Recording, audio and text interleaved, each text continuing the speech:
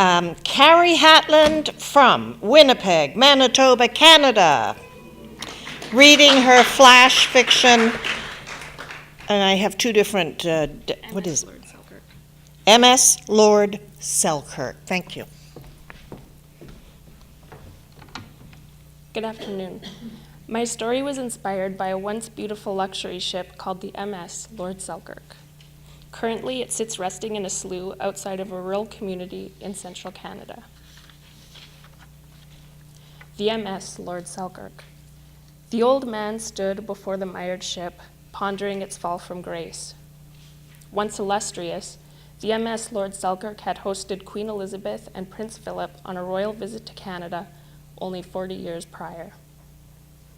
Sinking up to his ankles in the slough, he had no choice but to continue walking, his soiled shoes making sucking noises with every step. He remembered the royal visit extremely well. He had been in the crowd during the royal procession onto the ship, had stood beside Marion as she waved enthusiastically to the Queen of England. "My darling," he whispered, a tear running down his weathered cheek.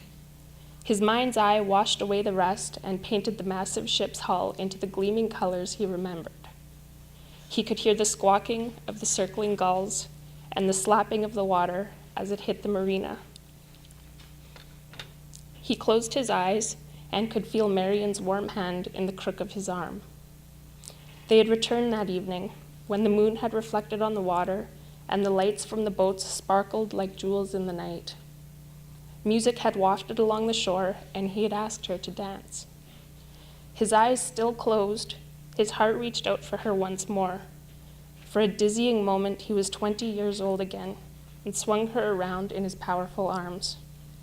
Jubilation made him laugh aloud, and he raised his arms to the sky, strength and love flowing through his veins. "Mr. Carlson," Brandy cried, running towards him from the gravel road. "What are you doing out here?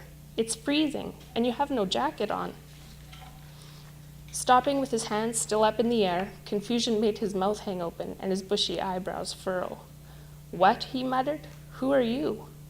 "It's me," Brandy prompted, "your nurse. Mr. Carlson, you need to come back. You wandered away without telling anyone." "Come back?" he asked, his eyes brightening. "You're going to take me back? To Marion?" Enthusiasm made his eyes less vague. "No, Mr. Carlson, to the Selkirk Mental Health Institute. Your wife and son want us to assess you, remember?" "My son?" he asked, confused again.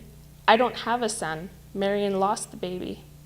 Leading him by the arm, Brandy coaxed him towards the waiting car. "You do have a son," she pressed, searching his face for any flicker of memory.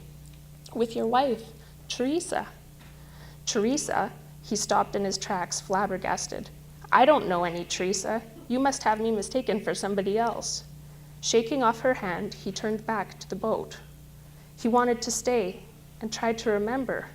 Marion had said they would always be together.